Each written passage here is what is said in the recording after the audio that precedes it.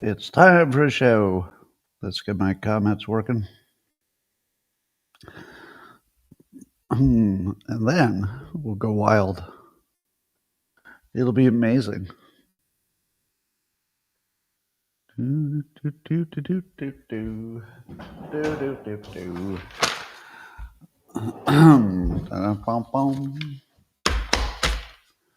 Good morning, everybody, and welcome to the highlight of human civilization. It's called Coffee with Scott Adams, and you've never had a better time. But if you'd like to take this experience up to levels that nobody can even understand with their tiny, shiny human brains, all you need for that is a cup or mug or a glass, a tank or chalice, a stein, a canteen, jug or flask, a vessel of any kind. Fill it with your favorite liquid. I like coffee. And join me now for the unparalleled pleasure. The dopamine of the day thing makes everything better. It's called the simultaneous sip, and it happens right now. Go.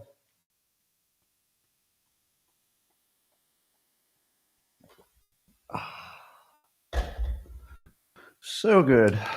So good. Well, there's nothing that makes me happier than watching President Trump mock Rosie O'Donnell. So yesterday, by coincidence, after Rosie O'Donnell announced that she's moving to Ireland, the Prime Minister of Ireland was in the White House, and the president's talking to the Prime Minister, and Trump says, "quote Ireland is known for very happy, fun-loving people. Why in the world would you let Rosie O'Donnell move to Ireland?" Why would you let her move? She's going to ruin the whole country. Oh, well, I've got one data point that's not scientific, but according to Matt Van Swal, he was just talking to, I guess yesterday, he was talking to a sales rep for Tesla, and the sales rep said it's one of the busiest days they've ever had for sales. So after Trump bought his Tesla, a lot of people apparently followed suit. So Tesla had one of its best days ever. I have a feeling that's going to continue for a little while. So we'll see. Um, one of the biggest changes for Tesla is it did seem like it was a little bit of a climate change lover kind of a car. So I think Republicans were a little bit, I'll take my gas powered truck. Thank you. I don't need your electric cars. But now that it's so clearly a political thing, there are a whole bunch of Trump lovers are saying, "Oh yeah, it's a great car. Are you kidding me? Everybody wants one." So if you add the Democrats who just like a good car to the Republicans who might buy one partly for political reasons, it could actually end up being good for Tesla. Net, maybe. We'll see. Could go either way. Well, Mike Johnson, House Speaker Mike Johnson, he says that Congress is going to investigate, quote, the domestic terrorism against the Tesla dealerships and charging stations because there's been vandalism, destruction, and set fires and all that stuff. And domestic terrorism. That's exactly right. At what point does the domestic terrorism, though, become a RICO? Does there have to be, like, do you have to steal something to make it RICO? But if you have a large, organized, well funded group whose job it is to destroy these Tesla places, even if they don't have directions to say set it on fire or vandalize it, they know it's happening. So if the organizers know that their actions will cause vandalism at various places, at what point does it become RICO? If we can, we have visibility to the entire funding apparatus and everything else. Anyway, so Elon Musk is trying again to get the courts to agree to his $56 billion Tesla pay package that was disapproved by a lower court. And the thing that occurred to me today is if he gets a $56 billion payday, do you know how much taxes that means? So, I don't know his whole tax situation, but it could be 37% of that goes to federal taxes. It would be one of the greatest gains for for the government in terms of paying down the debt. Almost nothing would be more, immediately impactful than just paying Elon Musk the amount that he's owed, and then he's going to pay billions of dollars in taxes, I think. Speaking of Elon, I guess yesterday they tried to launch the rocket to go get the astronauts that are stranded on the International Space Station, but they had a little technical problem. And it looks like they might try again on Friday morning. And I'm wondering, will Democrats come out in favor of leaving them stranded? Now, that sounds like a joke, right? Oh, the Democrats disagree with everything, no matter how logical it is. So maybe they'll be opposed to Elon Musk saving the lives and rescuing the astronauts. But Biden actually was opposed. That's a real thing. And one imagines that Biden wasn't the only one. He just didn't want Elon Musk to get a win. So he left his astronauts up there. Do you think those astronauts are Democrats or Republicans when they come back? I've got a feeling that they left the Earth as Democrats, but they're coming back as hardcore Republicans. Let me tell you my rule. If I ever get stranded in an international space station and the party that I belong to decides they don't want to come get me, and the other party says, hey, I'll do it, and they send up a rocket and they save me, I'm switching parties right away. It's like, okay, you got my vote. Anyway, I'd like to give you a tariff update. A lot of stuff's happening in tariffs. And the tariff update goes like this. There's some countries that have some tariffs against us, so Trump put some tariffs on them, but then they put some tariffs on us, then they negotiated some of it. Some of the tariffs went away, but then we tariffed them, and then they tariffed us, and we went up 200%, then they went up 50%, and then there was a tariff, and then there was not a tariff, and then there was a tariff. It's almost a waste of time to give you any update on tariffs, because it's changing so quickly, and it's sort of a negotiation. So I guess we're not going to be able to cheaply get alcohol from Europe. How much does that affect you? If I said to you, damn it, no more French wine and champagne, you're going to have to drink that California stuff. Do you think you could live with that? I don't know if you're aware of this, but California makes really good wine. I'm not in favor of alcohol, by the way, but it's a free country. So I'm kind of wondering, at what point do the tariffs start costing me money in any category that I care about? Like, how long does it take before that works its way through the economy? I don't know. It seems like they keep tariffing things that don't immediately affect me, because even if they do things that affect the price of cars, if I were to buy a car this month, it's already built. So I'd have to wait several months before the cost of a car went up. I don't know. So we'll see. But according to The Hill, the CEO of Goldman Sachs said this about tariffs. This is David Solomon. He said that the business community, quote, understands what Trump is trying to do with levies on various goods, meaning tariffs. He says that Trump is more engaged with the business community than his White House predecessor, Biden. Now, that's a kind of a big deal, to get the head of Goldman Sachs to not say anything negative about tariffs. That's a big deal, because it would be so easy to say, well, it's causing some chaos, or, there's uncertainty in the markets. It'd be so easy to come up with something negative to say. But when Goldman Sachs decides to say, yeah, the business community understands why he's doing it, that's a really big statement. So I think this is telling us something. And meanwhile, inflation was down, as you know. And You probably noticed, if you're on X, that once again the Democrats were doing the identical messages. Have you seen that?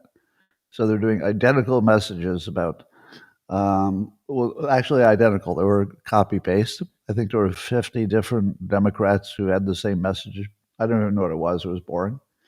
But then somebody said, "Oh yeah, oh yeah.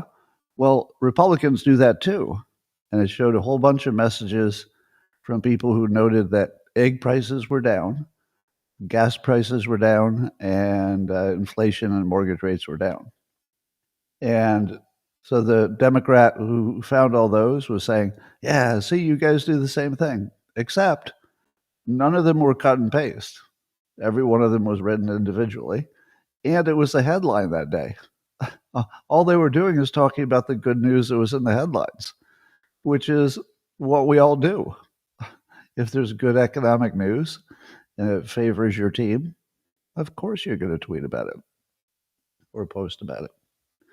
But here's what I think about the inflation looking good. And I guess jobs are kind of pretty close to in line to what we expected, jobless claims.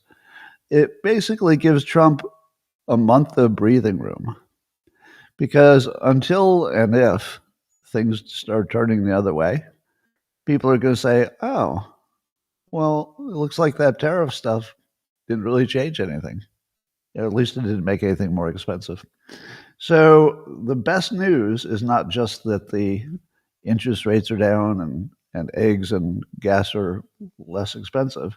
The good news is it gives Trump another 30 days of operating space. And if he gets two in a row, I wouldn't predict it, but it's possible. If he gets 2 months in a row where things look down in terms of prices, he's going to have a lot of wiggle room. After 2 months of threatening every kind of tariff in the world, if prices go down, and they could, because a lot of it is based on expectations for the future economy. So if the economy looks like it's a little soft, prices can go down.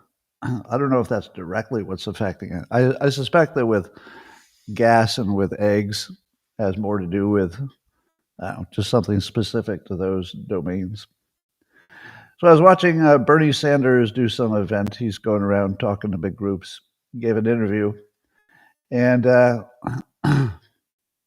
this is what Bernie Sanders says about the Trump administration. He says it's the scariest time in his life. And I thought, really?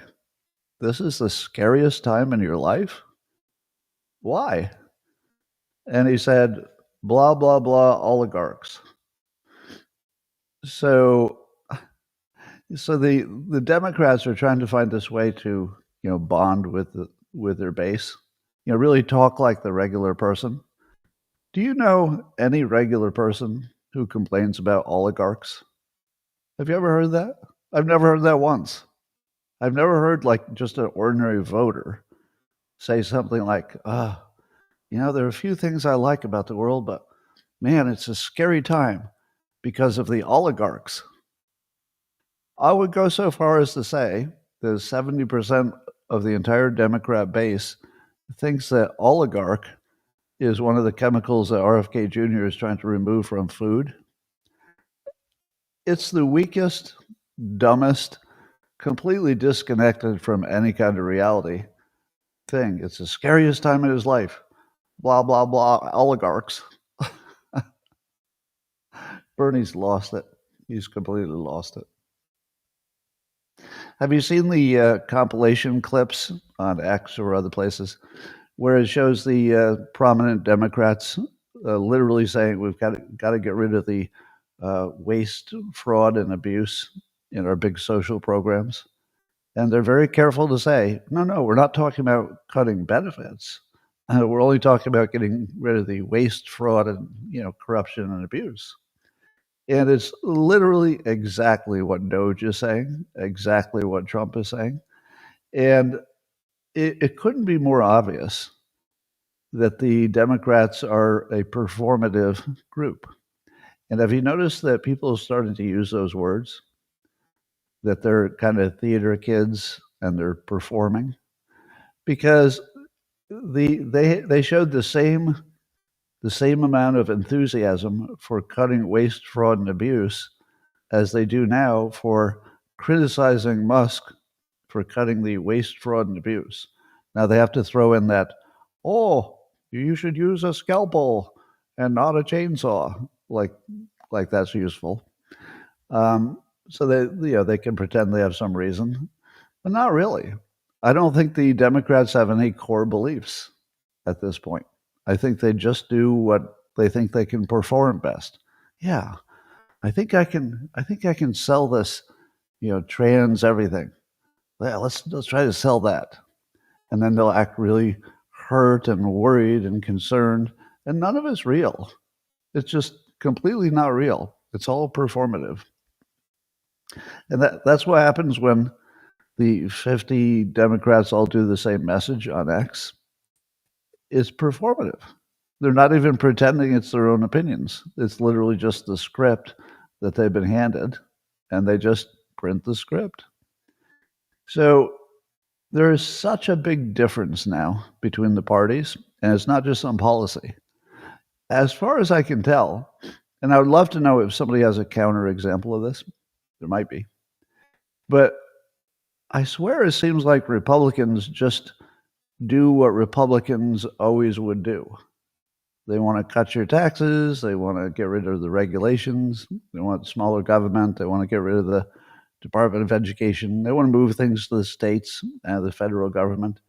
And those things seem like the things they've always wanted, and they always made sense from their perspective. And they're still talking about it. To me, that seems completely genuine. Now, you could argue it's a good policy or a bad policy, but you can't argue that they really believe those things and they're trying to pursue them. Whereas the Democrats, it's all like theater kids killing a president. It's John Wilkes Booth times 100. Because if you think about it, a lot of the Democrat work was just trying to take Trump out. It's the same as John Wilkes Booth. It's a theater guy. He was literally an actor. So it's literally just theater people going after a president. It's the damnedest thing to imagine that these parties are somehow equivalent and that it's just a difference of which policies you like. Nothing like that is happening. There is one side that is purely acting, and the moment they need to act the other way, they will turn on a dime. Republicans don't do that at all. Republicans are pretty dug in on what it means to be a Republican. Anyway, so Doge has canceled a National Institute of Health grant that was trying to prevent pregnancy in transgender boys. Let me say that again. Doge canceled a grant that was meant to prevent pregnancy in transgender boys. Now, you know how they always say you got to cut with a scalpel, not a chainsaw? There's going to be now a wave of pregnant boys that could have been prevented if they just used a scalpel instead of a chainsaw. Yes, I'm being sarcastic. I also wonder, have you noticed the lack of complaining? That even though tons of things are being cut, the complaining is just the professional actors, the people who literally are, Democrat elected officials who are just acting, or the people on the news who are just acting. But I don't see any real people who are going to protest because boys are going to have more babies, trans boys. So I feel like there's a whole lot of giving up on the Democrat side, as in, yeah, we don't really want to fight about that. Yeah, you can have that one. Yeah, okay. You can get rid of the fraud, waste, and abuse. Sure. Anyway, it also seems to me that all the Democrat organizations and all the grants, they all seem criminal to me. Just everything seems criminal. We'll talk about Act Blue, and we've talked about USAID, and we've talked about the tens of thousands of NGOs. They all seem criminal, and it's so consistent, and it makes me wonder: are there also equivalents like that on the Republican side of the world? And maybe I just don't hear about it. Is everything corrupt? Once it reaches a certain scale, or is just everything that Democrats do corrupt? And I'm trying not to say it like like I'm just taking sides. I'm just observing. It seems to me that every single time anybody digs into anything Democrats are doing, it looks corrupt as hell. So maybe it's 100%. So Steve Bannon went on Governor Newsom's podcast, and here's something that Newsom said. He said, the grievance narrative that comes from Trump, this notion that he's a victim. And Steve Bannon chimes in with, they did try to put him in prison for 300 years, right? See, this is the downside of Gavin Newsom having a podcast, because that is the right answer. Yeah, why is Trump always acting like he's a victim? You tried to put him in jail for nothing for 300 years. You may have thrown the election in 2020. That's Steve Bannon says. And I love the fact that Steve Bannon can just go on a major podcast with a major Democrat and just say, we believe the 2020 election was rigged. Now, I don't have proof of that, but what are the odds that every single thing that we've looked into is rigged and corrupt, except the election? Everything else, just everything else, but not the election. I don't know, it's kind of hard to believe that it would be the one thing that's not corrupt. Anyway, former Chicago mayor, according to the Gateway Pundit, Rahm Emanuel is maybe allegedly angling to be a presidential candidate. Here's my take on that. Now, I've been telling you that all the Democrats need is a charismatic, good candidate. If they just had a good candidate, then they would be competitive, like right on the block. And the fact that they don't have any skills whatsoever. But Rahm Emanuel, he's got the whole package. He's got experience. He's got connections. He's deeply connected to the Obama world. So he could probably raise money like crazy. And he's also funny. And that's a problem. If you're a Republican, that's a problem. He's funny. He's common sense. And he's smart as hell. So I wouldn't want to run against him, honestly. Yeah, he's got the whole package. Now, I never really thought about him as a potential presidential candidate, but as soon as I saw that name, I said, that's an actual serious candidate. Now, if you compare him to, let's say, Gavin Newsom also has some political skill, but he also has tons of scandal because he presided over a city that went to hell, San Francisco, and then a state that went to hell. So, I don't think Rahm Emanuel has quite those problems. So I'd worry about him. The big question would be, could the Democrats back another older white guy? Do you think an older white guy can get elected now as president? It was impressive that he ever became mayor of Chicago. But president? I don't know. I'm not sure if the Democrat coalition would allow that. They had some special feeling for Biden that didn't always make sense to me. So I don't think Rahm Emanuel would have that Biden, sort of affection. But that'd be a problem because, they're all about the diversity. And if they run another white guy, it's going to be sort of a glaring non-diversity situation. Anyway, the other problem with Rahm Emanuel, and I'm not sure about this. Give me a fact check on this. But when I've seen him in public, and he's criticizing Republicans, I don't think he makes stuff up, which would make him unique among Democrats. Democrats generally just lie.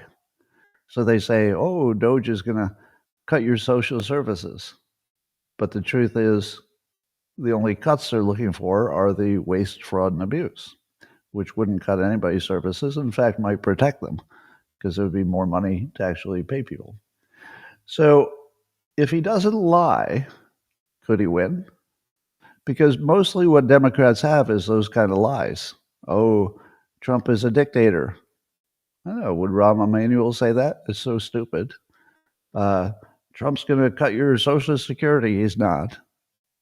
Well, he wouldn't be running against Trump, but let's say whoever he's running against, would he say that person is going to be cutting all your social services when he knows that it's not going to happen?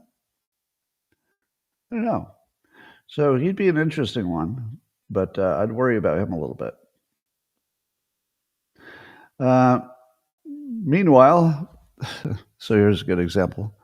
In Axios, there's a headline that says, Doge is taking its wrecking ball to the Social Security Administration, the agency responsible for overseeing retirement and disability benefits for 73 million Americans. Now, if you saw that headline, it would look like they're cutting benefits to people who get Social Security, right? That's not the story. The story is that they're cutting the staff, and they have very old, computer systems, and so there are some issues about whether it can just function with fewer people. I imagine it can. I'm not too worried about it, but that's the sort of lie. It wasn't a lie technically because the article describes what they're talking about. But that's the sort of thing that the Democrats have to run on. They have to just make stuff up because they don't have real stuff. Because otherwise they're running against common sense. So they have to assign stupid opinions to Republicans just so they have something to complain about. Oh, I think he wants to kill all the babies. What? Nobody said anything like that. Oh, yeah, I'm pretty sure he's indicated he wants to kill all the babies. No. All right. There's a story about the former CEO of Barclays, the bank, that apparently he had sex with Epstein's assistant. We don't know how old that was. But the funny part about it was, so he's admitted in court. I don't know what the court case was about, but he admitted that he was involved in the Jeffrey Epstein world there. And they're looking to ban him from the industry, blah, blah. But apparently they discovered 1,000 emails, like really friendly emails to Jeffrey Epstein. And he says he doesn't remember them. He sent 1,000 emails. I don't remember doing that. Really? Really? I sent some emails? Huh. I don't have any memory of that. There were 1,000 of them. Yeah. So he doesn't remember. Just Staley. Now, I'd be lying if I didn't tell you this. Barclays Bank went after me once in the past, and because it's a court situation, I can't tell you the details. But oh my God, do I hate that bank? Let's just say that my point of view is quite supportable, and Barclays can't tell you what that was about, but I do not like that bank. So I don't want to be too happy because their ex-CEO, he's not the current CEO, got in trouble with Epstein, but on the other hand, it was hard not to enjoy it. Meanwhile, the law firm Perkins Coie, am I saying that right? Coie? I used to think it was Coy, but Perkins Coie. So they're the ones who are behind Hillary Clinton's Russia, the Russia collusion hoax, and some other things that Republicans don't like.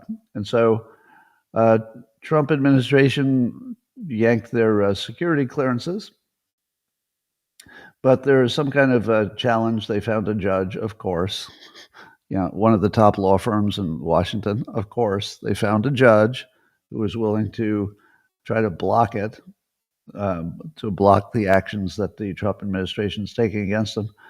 But I saw one article that says that Perkins Coie is not challenging the removal of their security clearances.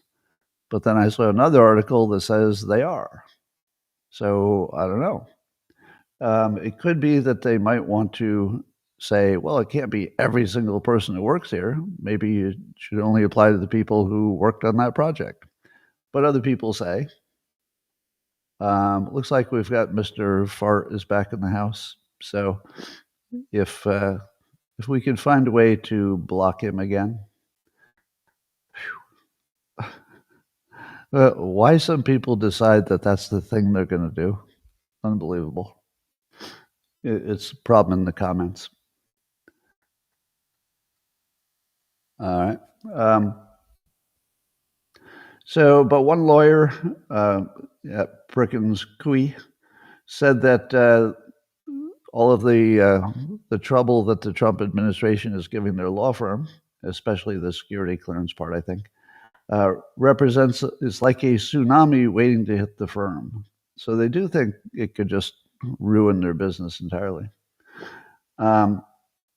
But as Julie Kelly points out, Beryl Howell, I guess this is the judge, who oversaw the special counsel Robert Mueller's investigation into the phony Trump-Russia collusion, and now she's the same person who's presiding over the Perkins Coie lawsuit against the president. Now, doesn't that seem like some kind of weird coincidence or, some kind of conflict of interest? So she was on the Robert Mueller case, and now she's on this Perkins Coie thing. And the Perkins Coie thing, people were involved with the Russia collusion hoax. So that's a sort of an only in D.C. thing, Julie mentions. Well, in other news, the EPA is getting rid of a whole bunch of rules, and one of them is the endangerment finding. So this is a finding. Alex Epstein is talking about this on X.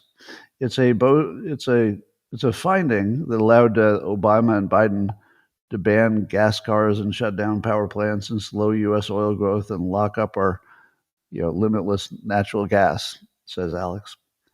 And they're doing a lot more, but this one seems like a big one. So how much do you think this is going to make a difference to our economy if the EPA is sort of reduced in its impact? Well, we should all be worried that things go too far and something will get polluted. But as Lee Zeldin points out out of the EPA, they're very concerned to make sure that they're not making the air or the water dirtier, but they want to get rid of just the BS part of the regulations. Should make a huge difference. At the same time, according to The Verge, the FCC chairman, Brendan Carr, is asking the public for suggestions about how the FCC should get rid of regulations. And I love that. I love getting the public involved, because the public has a much better idea what stopped them from doing the thing they wanted to do. So you're going to find small companies and big companies saying, oh, I've got an idea. We tried to build this thing and we couldn't do it because of one thing or another. So if you could just get rid of that rule, that'd be good. So I love this. I love the fact that he's involving the public, because the public does know what things are the biggest problems, and it's transparent. So if the FCC and the EPA make massive changes to deregulate, the business community is just going to love that. So I would say that things are looking really good for the long run of our economy, better than I've ever seen it, actually. Let me double down on that. The current things that are being done under the Trump administration are, in my opinion, the most positive things I've ever seen happen in one compressed period of time. I've never seen anything this amazingly good, from reducing regulations to even the tariff stuff. I think it's going to work out. In the short run, lots of uncertainty. In the short run, stock markets say, we don't like uncertainty, so they plunge. That's all built in. And if you can get one thing right about the economy, it's to make sure that you got the long run right, even if it has a little bit of pain in the short run. That's the hardest thing to do. It's something you'd have to do if you had a mandate and you were your second term and you were determined to get it right. So this situation is so unusual. If you add Doge, the cost cutting and really just finding out what kind of total corruption was in our system, I'm almost as interested in the corruption and the money laundering and the shadow government that was caused by all the NGOs as I am about the cost cutting. These are amazingly, amazingly positive trends. Now, will the courts block everybody from doing everything they want? It looks like it. The courts are trying to block just everything. Anything that Elon Musk wants to do, anything that Trump wants to do, somebody's going to find a friendly judge who will try to block it. But I've never seen anything this positive in my entire life. Nothing with this much impact that could make a big difference in the long run. Trump's proposing an idea to, according to Howard Lutnick, U.S. Commerce Secretary, Trump's thinking about making everybody who earns under $150,000 a year pay no federal income tax. Now, that's a stretch goal. I don't think that one's going to happen right away. But it would include, I guess it assumes that we'd be making more money from other countries, as in tariffs, etc. And here's the idea of forcing countries to pay a membership fee to sell in America. Now, I don't think that's going to happen. But the fact that Trump would say you have to have a membership fee to even sell stuff in America, well, that's kind of awesome. It seems like such a big idea that my first impression is, oh, you're never going to get away with that. Then my second impression is, but why not? If America is the best economy to sell into, we've got the biggest consumer base of people who actually spend money, then maybe there should be a cover charge. I think you should have a 2-drink minimum and a cover charge for getting into the American markets. 2-drink minimum. Yep. So we'll see if he can get away with that. I don't even know if he's getting away with no tax on tips, but this would be a pretty big deal. Let's talk about Russia and Ukraine. So as you know, Ukraine agreed to a ceasefire, and Russia said, oh, that's crazy talk, because a ceasefire just allows Ukraine to regroup. And since Russia thinks it's winning, they just recaptured a town in Kursk. So they think that they're winning. They say, no, we'll talk about a big peace deal, where everything is included, but no ceasefire. Now, if you remember my prediction, it was that he's going to have to agree to the ceasefire, even though he doesn't want to keep his relationship with Trump productive. Because if Trump puts his reputation on the ceasefire, which he's doing, and then Putin is the reason it doesn't happen, Trump's not going to be happy. And when Trump's not happy, you know it, right? It's not going to be a silent, well, in my head, I'm unhappy. No, Trump's already talking about massive sanctions on Russia. I don't know what's left to sanction, but it seems like they would have sanctioned everything sanctionable by now. But Trump is already talking about essentially putting the screws on Russia. So I'm going to double down on my non-standard prediction. If I were making a standard prediction, I would say, this ceasefire looks like a bad idea for Putin. Putin's very smart. He knows it's a bad idea because Ukraine will just put together their forces and come at him harder. And so logic says that Putin would reject this, which he has. But I'm going to go with my feeling that the only chance Putin has of getting a good outcome is to work productively with Trump. And Trump's making a very small ask. It's a very small ask to take a month off of fighting. I think Putin might cave. And I think he has to do it to maintain the relationship. And that's something that Trump brings to the table. He makes sure that you know that you don't get anything until you're dealing with him respectfully and seriously. That's really powerful. So if you had to bet on it, you should bet against me. Because like I said, it's a bad deal for Russia. Russia knows it. Putin's no idiot.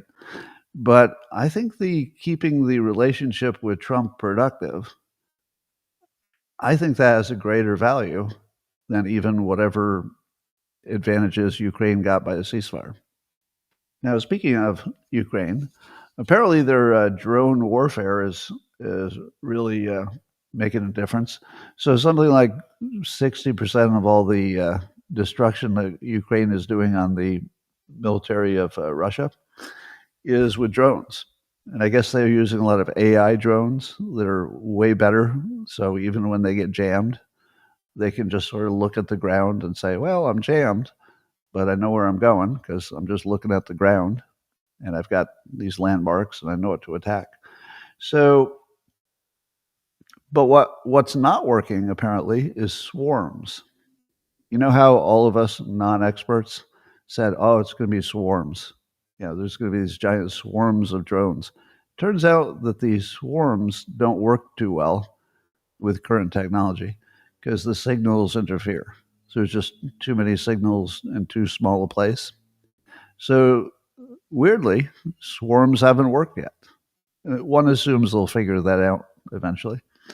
But at the moment, it's more like individual drones with AI, and they're tough to stop. All right.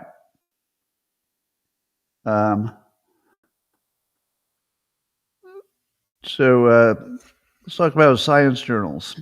Here's something I didn't know.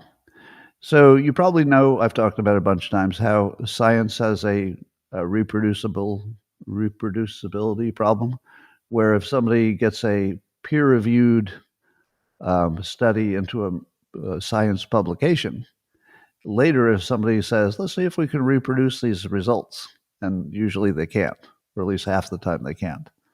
So that suggests that a lot of what we think is science is literally just bullshit. Probably half of it. Some would say more. But I didn't realize that there's a structural reason for it. And the structural reason, and I was just learning this today, did you know that it used to be that the scientific journals were basically a bunch of well-meaning scientists who would say, well, if you couldn't come to the conference, here's a little newsletter basically that says what got presented at the conference. Now, that was probably a mostly honest system where people were doing honest science, not right every time, but at least they were honestly doing science. And the scientists would say, hey, I think more people should have access to this. So we'll put together a little publication, nonprofit, and we'll just make sure everybody sees it. So that's the way it used to be. Apparently today, the vast majority of scientific studies are in for-profit publications. For-profit publications. Do you see the problem already? The for-profit publications want to publish as much as possible and charge as much as possible. They can charge you up to like $1 million a year if you're a big university just to have their papers. And once you make it for profit, don't you think they're going to accept a lot of papers that wouldn't have been accepted otherwise? Don't you think? And I think that's exactly what's happening. So as long as the industry is incentivized by the number of studies that get published, you're going to get a lot more fake studies because they're going to sort of, even if they don't say so, you can imagine that they would lower their standard because everybody's got their own objectives for their job. There's going to be some editor who can't publish the magazine without a lot of studies in it. So the more studies, the more money. I think they're going to get a little bit looser on what they accept. So that seems to be an enormous problem in science right now, and I don't think there's a solution to it. I don't believe anybody has recommended any kind of solution. But at this point, if you were to draw this system up on paper, you would know that this is going to lead to massive corruption. It's designed right into the system. As long as you follow the money, you got to assume they're going to accept more than they would have otherwise. Anyway, so as you know, the Congress can't make any decisions on budgets, so they do these continuing resolution things that just say, "Oh, we'll keep the budget basically the way it was because we can't decide, but we'll decide later." And so that's what the Republicans are trying to do. But Democrats point out, Adam Schiff pointed this out. This is not a normal continuing resolution because it's not just continue on. The Republicans made some fairly Republican-y changes. So spending more on national defense, for example. But the total amount is essentially what it was. So the continuing resolution part where it's just we keep the same budget amount, that's at least they kept that. But within the details, they did move stuff around in a Republican way. So now it looks like there might be some question whether the Democrats will support it in the Senate, and Schumer saying it doesn't have the votes. But then John Thune, the Senate, what do you call it, the Senate leader, he's going to go for a cloture vote. How many of you know what that is? Cloture? I had to ask my AI what it was just to make sure. I thought I sort of knew, but it means that they're going to go for a vote. They would say they're going to limit the debate, and then they got to vote. And I guess you need 60 senators to say that you agree with cloture so that they can all, go on vacation or whatever it is that they need to do. And I don't know if that's going to work. But once again, it looks like the Democrats are in that performative mode where they're just going to pretend it's the end of the world and, they're going to put in a lot of acts. So we'll watch that. Kevin O'Leary, you know him as Mr. Wonderful. He was on CNN last night, and he was talking about teachers' unions being bad. And he said, our reading and math scores are the worst in the G7 in terms of how many dollars we spend to advance our children. Why? Unions that keep mediocre teachers in place when we should be firing them. So I'm going to double down on that because, of course, I say the same thing. I think the biggest existential threat to the country, except for debt's number one, is the teachers' unions. Because they're clearly creating a situation in which the test scores are down, learning is down, and America is falling behind its peers. I'm pretty sure that's all the teachers' unions. Because if you had any kind of competition almost certainly would have improved things. So given that the teachers' union, their two biggest objectives are to benefit teachers. That's what a union does. It benefits the teachers. But in this case, it's a special case where they're also benefiting the Democratic Party. So they're, the biggest donors and supporters of the Democratic Party. So if those are your two top priorities, how in the world would you even expect that scores would be better?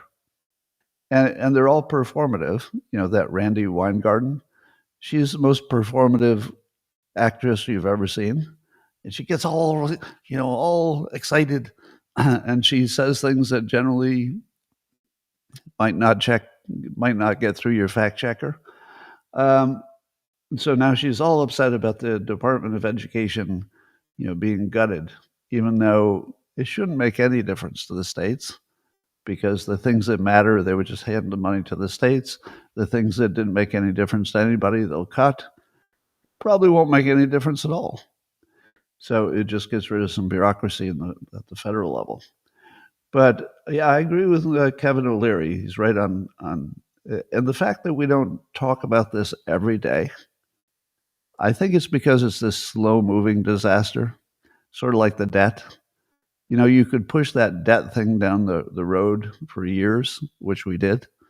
But at some point, when the amount of interest on the debt is going to be bigger than our spending for national defense, which is sort of where we're at, then suddenly you got to do a Doge or you got to do something drastic.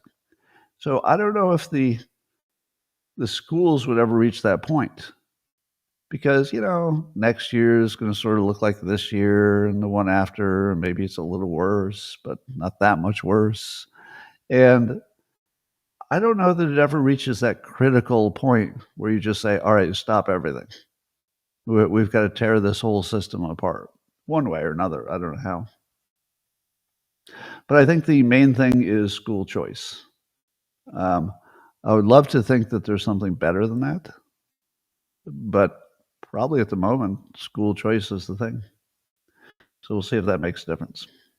Well, I told you about Act Blue. So Act Blue is the Democrat organization that allegedly is collecting small donations from all over the country and using it to help fund Democrats. But it appears that at least it's partially a money laundering operation. So James O'Keefe found a specific situation where there was one house that donated $16,000 to Democrat Jasmine Crockett, except they were retired and had no income. So James O'Keefe sent his person to knock on the door, and I guess they said, we didn't give any money to Jasmine Crockett. Don't know what you're talking about. And so I do think we have evidence that I find convincing that Act Blue is not acting as blue as they should be. That didn't make any sense. But again, if Act Blue is corrupt and all the NGOs were corrupt and USAID was corrupt and the Biden crime family was corrupt and everything in Congress seems corrupt, thank goodness that 2020 election was pristine, huh? To imagine that it's not all corrupt is just such a stretch at this point. Anyway, remember the story about there's that book that said that Gavin Newsome funded his own bust to be put in the where would it be? Put in some government building inside the San Francisco City Hall. And remember I told you, that story is a little bit too on the nose. And the too on the nose part is that you imagine that Newsome is sort of narcissistic and, would care about that enough that he would fake that other people wanted the bust. Oh, it's other people, not me. So the story was a little too perfect. And then I told you that books about this sort of thing are kind of low credibility. If you've seen all the books about, the Trump administration, you know that most of those are just total bullshit. So why would it be different if somebody wrote a book about Democrats? Well, I mean, I don't know what percentage of the book was accurate, what it wasn't, but I did warn you that there's going to be another side to that story. And sure enough, Newsome has basically denied that he had anything to do with funding it. There were some entities connected with Newsome that gave some money. He may or may not have known about it. he did pose for the bust, so he knew the bust was being done. But I kind of believe him that he wasn't really directly involved in funding it. So just know there's always two stories. So that one I think maybe leans in his direction. Recently, we found out, according to Just the News, that during the time that Barack Obama was president and Biden was vice president, that a lot of highly secure things were just emailed to Biden with his private email. So Biden, the guy who had these stacks of boxes of secure stuff in his garage, apparently was just using his regular email that was at an alias, but they were just emailing him like important national secrets, highly sensitive things, just on email. Now, don't you assume that means our adversaries capture that? Is there much chance that the best hackers in other countries can't get into regular email? I don't know. It's just amazing. The level of incompetence from the Biden and the whole Biden situation is just incredible. Well, according to Bloomberg, the Trump administration is going to follow up on something that the Biden administration started, which means that it's a bipartisan thing, to go after Microsoft for antitrust. Now, I don't know what that includes because Microsoft is such a big, sprawling organization, but there have always been allegations that they were involved in some kind of anti-competitive stuff. So I don't know what these specific allegations are, but it's notable that the Biden administration started it and the Trump administration is going to continue it.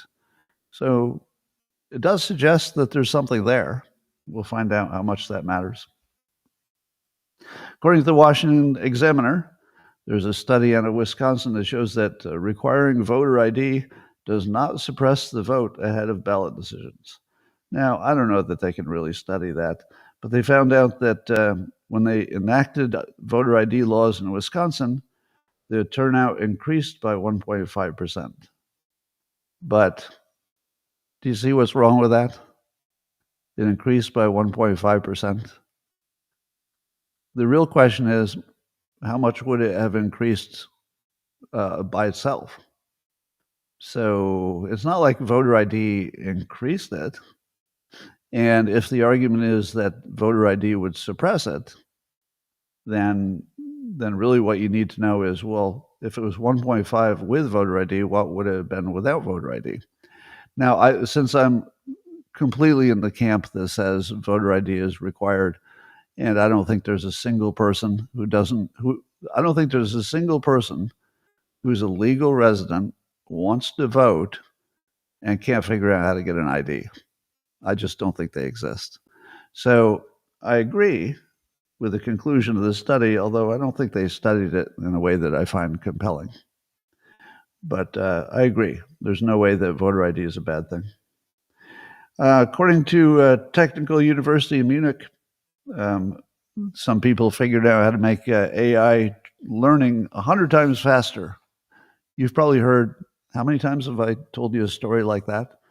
But this one is, instead of using their usual iterative method of training, they have some kind of probabilistic scheme.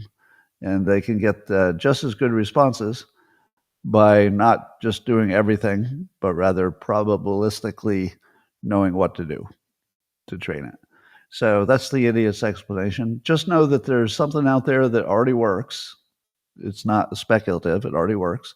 And it increases the efficiency by 100 times. Now, this is just one of many stories that I've read that have that same quality. It's like, oh, there's a new chip, there's a new DeepSeek. DeepSeek is one of those that's, a whole different way to train cheaper. So I've got a feeling that the cost of getting into the AI business is going to drop to the point where I don't even know if the big companies can keep any kind of advantage. At some point, especially if you have AIs that are being trained on other AIs.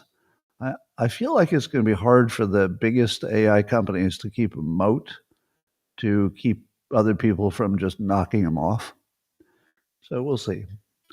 Um, there's a story I wasn't going to get into about a specific police chief who happened to be the chief of police in Las Vegas at the same time as Stephen Paddock did that mass shooting of the music festival.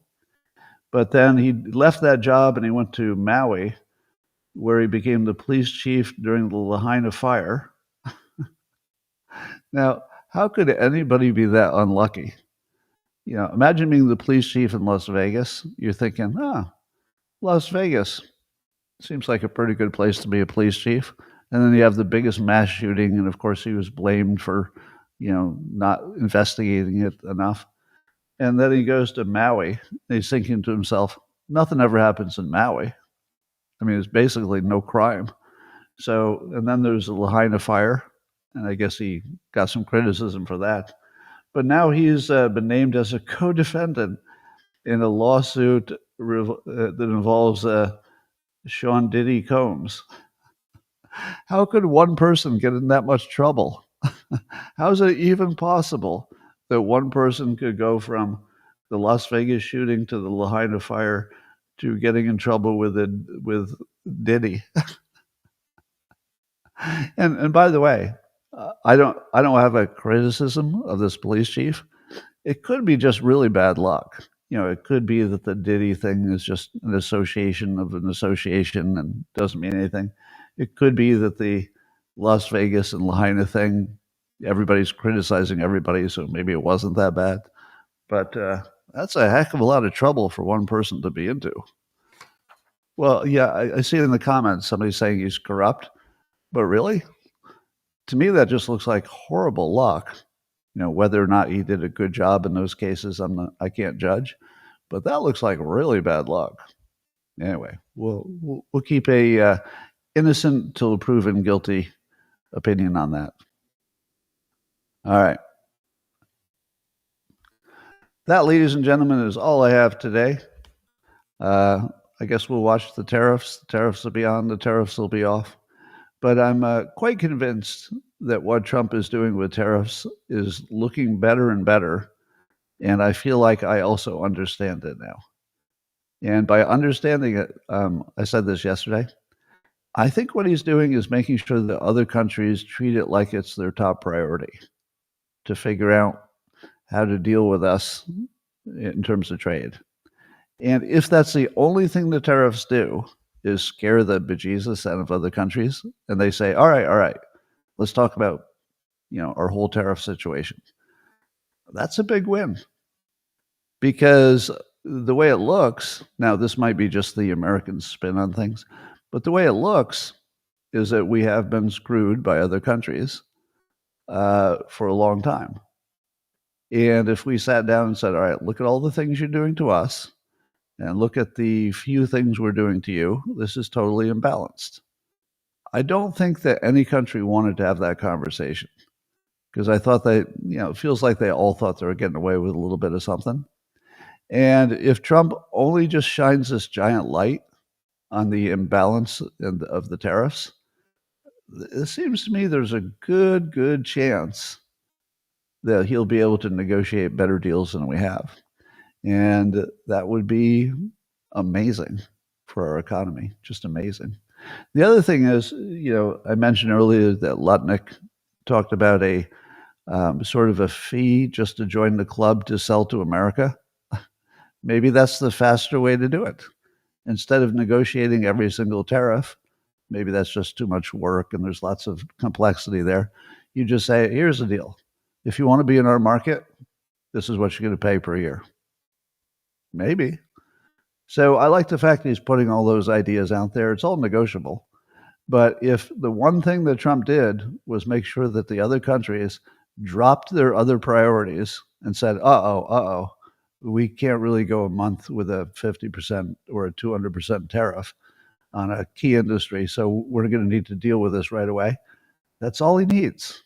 All he needs is, I want your complete attention. What is it that I've taught you about persuasion? Do you remember the first rule of persuasion?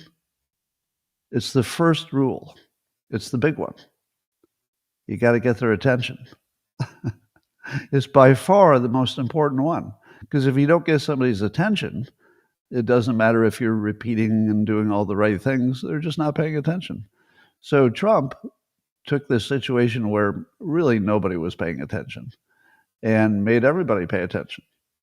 So if you want to score it on persuasion, phase one, get their attention, 100%, A plus, A plus. Now, that doesn't mean everything's going to work out, but if you were just going to score phase one, 100% success.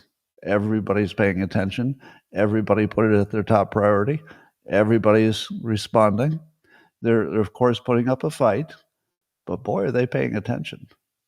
So that's a A plus. And I think that's why Goldman Sachs and other big business people are giving Trump some room to operate, because I think they completely understand this. First, you get their attention, and then we'll see what happens. So that's all I got today. I'll talk to the locals people privately. For the rest of you, YouTube and Rumble and X, I'll see you tomorrow, same time, same place. Thanks for joining. All right.